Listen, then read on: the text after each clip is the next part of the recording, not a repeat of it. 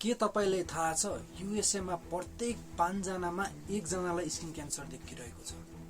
यदि विश्वमा हेर्नुहुन्छ भनेपछि करोडौं मानिसहरूलाई सन्मान भइरहेको छ।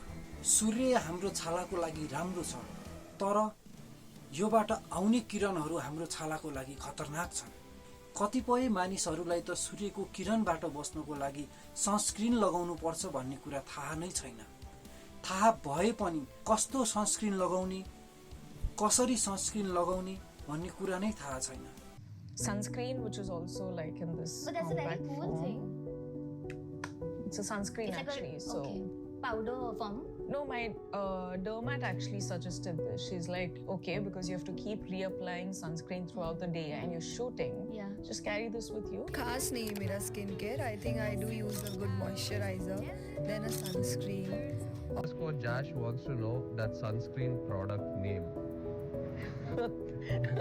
Heliocare. It's an orange cap one. Heliocare. नमस्कार साथीहरू, तपाईले कहिले ध्यान दिनु भएको छ सूर्यको किरण हरेक दिन उज्यालो र तातो हुँदै गइरहेको छ। त्यही सूर्यको किरणले हाम्रो छालालाई लुकेर क्षति पुर्याइरहेको छ। सायद तपाई बिहान उठ्दा सोच्नुहुन्छ कि म त घर भित्र छु, बाहिर गए पो सूर्यले असर गर्ला, तर वास्तविकता त्यो होइन। सूर्यको किरणहरू हाम्रो घरको झ्याल, ढोका, यहाँसम्म कि पिउने पानी वा हिउँबाट पनि घरमा आउने गर्दछन्। सनस्क्रीन हर इंसान को यूज करना चाहिए। हाँ, हर इंसान को यूज करना चाहिए। Every day. हाँ, लगानी हर रोज लगानी चाहिए। और अगर मैं अंदर हूँ, मैं सन में नहीं जा रहा आप तो ऐसे कमरे में बैठे हैं, अंदर हैं, बाहर बारिश हो रही है तो भी लगानी चाहिए। क्यों? क्योंकि यूवी लाइट से होता है जो प्रॉब्लम है, सनलाइट से थोड़ी होता है। आप खिड़की पे बाजू में बैठे, वहाँ भी यूवी लाइट है, सब जगह यूवी लाइट आती है। आजकल टैनिंग जो है वो लोग बोलते हैं इससे भी होती है, जो तो ऑल्दो इससे बहुत कम है, इस करके रात में लगाने की जरूरत नहीं है, पर इंडोर्स भी बैठे हो तो दिन के टाइम सनस्क्रीन की आदत सबको होनी चाहिए।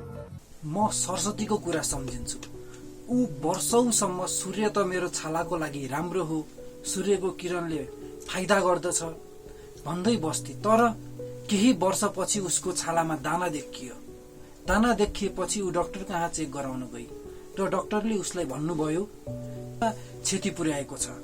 यो सुनेर ऊ अचम्म भएर सोची कि उसले यस्तो चम्किलो मेरो छाला, हुर्की परीको जस्तो मेरो छालामा पनि केही असर परेको हुन सक्छ र हाम्रो शरीरमा 95% युभीए रेडिएसन पुग्दछ भने जम्मा 5% मात्रै युभीबी रेडिएसन पुग्ने गर्दछ। युभीए रेडिएसनले छालाको भित्रसम्म पुगेर छालालाई भित्रैदेखि बुढो गराउने गर्दछ। युभीबी रेडिएसनले हाम्रो छालालाई बाहिर मात्रै असर गर्ने गर्दछ।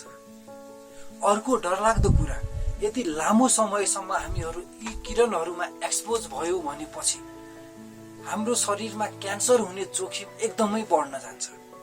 त्यो सुरक्षित बिहान, त्यो तातो घाम अनि त्यसले गर्दा हुने डिएनएमा असर, यो केवल समुद्र किनार वा उच्च भेगमा हिमालयमा हुने कुरा मात्रै होइन, यो प्रत्येक ठाउँमा प्रत्येक दिन भइराखेको कुरा हो। तपाईले कहिले ध्यान दिनु भएको छ प्राय जस्तो खेलाडीहरू घाममा खेलिरहँदा छालामा या मुखमा या शरीरमा केही क्रिमहरू लगाएर खेलिरहेको हुन्छ। त्यो सेतो क्रिम नै सनस्क्रिन हो। सनस्क्रिनले हाम्रो शरीरलाई युभी रेडिएसनबाट जोगाउने गर्दछ। बजारमा 3 प्रकारको सनस्क्रिन आउने गर्दछ, केमिकल, मिनरल र हाइब्रिड। पहिलो, केमिकल सनस्क्रिन।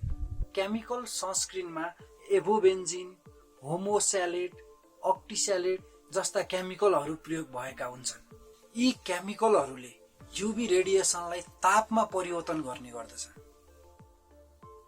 केमिकल सनस्क्रिन लगाएपछि यी केमिकलहरू शोषिनको लागि लगभग 20 मिनेट लाग्ने भएकोले 20 मिनेट पछि मात्रै घाममा जानु पर्दछ।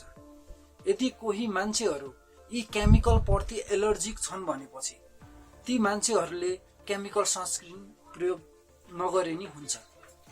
दोस्रो, मिनरल सनस्क्रिन। मिनरल सनस्क्रिनलाई फिजिकल सनस्क्रिन पनि भन्ने गरिन्छ। यस सनस्क्रिनमा जिंक अक्साइड, टिटेनियम डाइअक्साइड जस्ता केमिकलहरू प्रयोग भएका हुन्छन्। यी केमिकलहरूले अर्थात् फिजिकल सनस्क्रिनले जो सूर्यको रेडिएसन युभी रेडिएसनहरू आउँछ त्यसलाई रोकिदिने गर्दछ। फिजिकल सनस्क्रिन लगाउने बित्तिकै हामीहरू बाहिर घाममा निस्किन सक्दछौँ। यसले तुरन्त काम गर्ने गर्दछ। तेस्रो छ hybrid sunscreen. Hybrid sunscreen physical र केमिकल सनस्क्रिन मिक्स गरेर बनेको हुन्छ, तसर्थ यसले ब्रोड स्पेक्ट्रम प्रोटेक्सन दिने गर्दछ। सनस्क्रिनलाई ध्यान दिएर हेर्नुभयो भनेपछि PA++ जस्तो केही अङ्कहरू देख्नुहुन्छ। PA भनेको प्रोटेक्सन ग्रेड अफ UVA हो। यसको मतलब सनस्क्रिनले UVA रेडिएसनबाट हामीहरूलाई कति समयसम्म बचाएर राख्दछ भन्ने हो।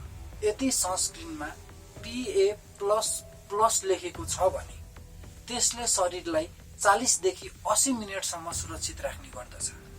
यदि सनस्क्रिनमा PA++ लेखेको छ भनेपछि त्यसले शरीरलाई 80 देखि 160 मिनेटसम्म सुरक्षित राख्ने गर्दछ। यदि सनस्क्रिनमा PA+++ छ भनेपछि यसले 160 मिनेट भन्दा बढी समयसम्म सुरक्षित राख्ने गर्दछ। उदाहरणको लागि मसँग एउटा पतञ्जलीको सनस्क्रिन छ। म पतञ्जलीलाई प्रमोट गर्न चाहिरहेको छैन, मसँग यही सनस्क्रिन थियो। अब यसमा तपाईहरू देख्न सक्नुहुन्छ SPF 50++ लेखेको छ। अब प्लसले 40 देखि 80 मिनेटसम्म UVA रेडिएसनबाट यसले बचाउँछ भनेर इन्डिकेट गरिरहेछ। अब यो कुन हो भनेर हेर्नुहुन्छ भनेपछि यसरी ब्रोड स्पेक्ट्रम भनेर तल लेखि नै दिएको छ। ब्रोड स्पेक्ट्रम भनेपछि यसले UVA र B दुवैबाट बचाउँछ। यदि तपाईँ यता हेर्नुहुन्छ भनेपछि UVA र B लाई टिक पनि लगाएको छ। सनस्क्रिन किन्दाखेरि हामीहरूले यति कुरा हेरेर अनि आफ्नो शरीरमा परीक्षण गरेर 2-3 अलग अलग ब्रान्डको सनस्क्रिन प्रयोग गरेर अन्तमा हामीले एउटा आफ्नो शरीरको लागि उपयुक्त सनस्क्रिन पाउँछौँ। आफ्नो छालाको लागि कुन सनस्क्रिन सुटेबल छ भनेर सबै प्रकारको सनस्क्रिनहरू प्रयोग गरेर चेक गर्नु पर्दछ। यदि कुनै प्रकारको सनस्क्रिनले गर्दा छालामा दानाहरू आइरहेछ, एलर्जी भइरहेछ भनेपछि त्यो सनस्क्रिन प्रयोग गर्नु हुँदैन। जस्तै अहिले मेरो मुख र हातको छालाहरू बाहिर देखिरहेको छ। अहिले मैले सनस्क्रिन यी दुवै ठाउँमा प्रयोग गर्नु पर्यो। अब प्रयोग गर्दाखेरि सनस्क्रिनलाई बेसरी दलेर सनस्क्रिन हराउँदासम्म दल्नु हुँदैन। सनस्क्रिन अलिकति छालामा देखिने गरेर हुनु पर्दछ।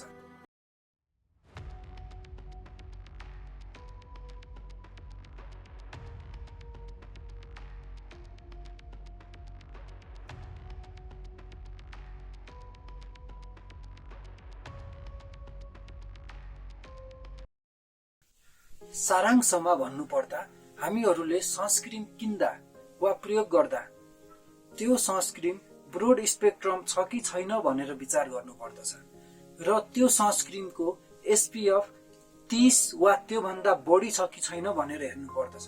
त्यो भन्दा कम छ भनेपछि त्यो लगायो भने खासै काम गर्दैन र अन्तमा त्यो सनस्क्रिन वाटर रेजिस्टेन्ट छ कि छैन भनेर पनि ध्यान दिनु पर्दछ। हामीहरूले वाटर रेजिस्टेन्ट सनस्क्रिन प्रयोग गर्नु पर्दछ।